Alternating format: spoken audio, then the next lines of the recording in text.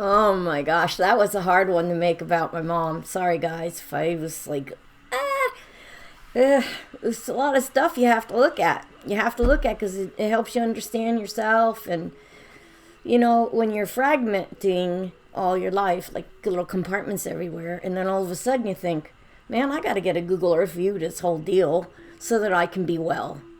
Or at least function enough to help somebody, like what good is it if I'm just taking up space? And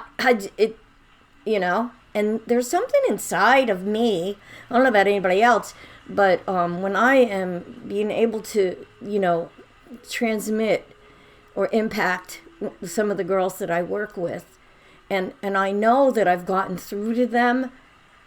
Maybe I'm not going to change their patterns, but maybe I'm going to save them a couple of years. It feels like all that pain didn't go to waste. And boy, that's a good feeling. As you'll hear through the rest of the stories, I've been through some stuff, man. And at the end, I want to finish well. That's, you watch all these positive speakers and, you get all that jazzed up, but I want to finish well. It's not my fault how it all started and what happened in the middle I have to own. But now I'm in charge and I want to finish well. And that means giving to you guys on there. That means being available for speaking events, some of them free. Maybe once in a while I might get paid gas money.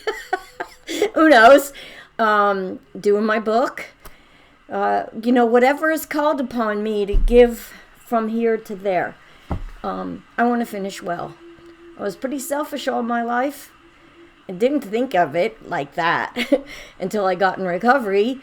And I had people around me going, hey, McFly, McFly, and doing the work. And it's not fast. It takes time to break through. Went to a conference with Dr. Gabor Mate and learned some stuff about coping tools. Like one of the things that he said a lot, okay? But one of the things he said that stuck with me was about what we develop in our childhood for coping will kill us when we get older if we keep doing it. And the analogy is, we put on a coat and get really warm in the winter because that works. That's our coping against the cold. But we don't leave the coat on in the summer, even though it's a coping tool that was very effective in its season.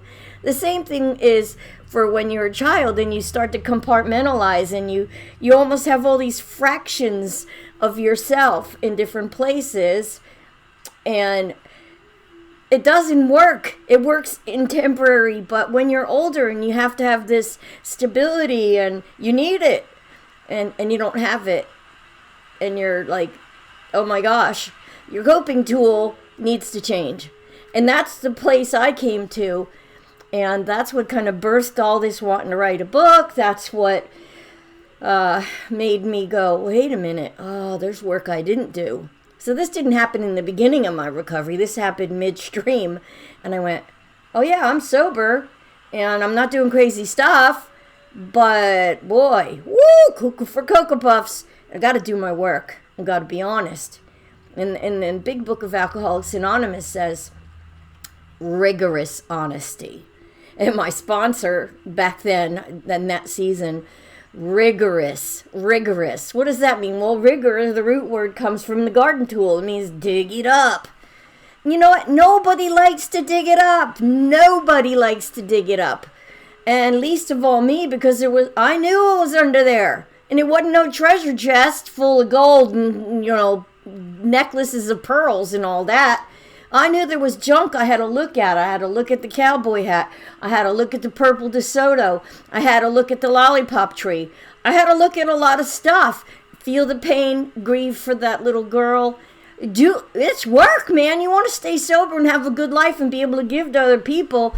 You got to give. That's when I start working with a girl. I try to build a relationship because I know hard days are coming. People resist change. I resisted it. It's not easy, but I'm willing to do the work with other women because that's what's called upon me. Freely you receive, freely give. You know, I can't, what AA says, you can't keep it unless you give it away, blah, blah, blah. But it's true. It's true. I can't keep it unless I give it away.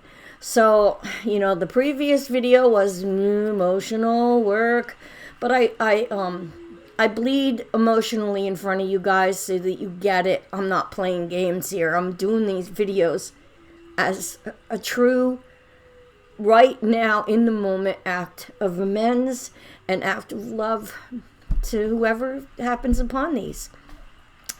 And, yeah, so love you, really love you. I'm going to do a couple more if I can, because this emotional stuff, woo, starts getting hard. But I got to kind of, you know what happens is I get emotional, and then there's this light that comes on, and then I'm able to kind of go, yeah, in the moment today, right now, I'm okay. It's a little hard, whatever, you know. And the movie they made about the women playing baseball in World War II, Tom Hanks was the coach. And what is it? A League of Their Own, okay? And she's crying and complaining to him, you know, the star. And he says, if it was easy, everybody would do it. So I'm now plodding along. Who knows? I might change my mind tomorrow. But for today, I'm in it to win it. I want to finish well. All right, love you guys. I think I'm going to make one more about New Egypt, the Pine Barrens, the section of New Jersey where there's all the Pine Barrens. That should be fun, the next one. And I think I might end on that to end on a happy note. All right, 6 minutes and counting.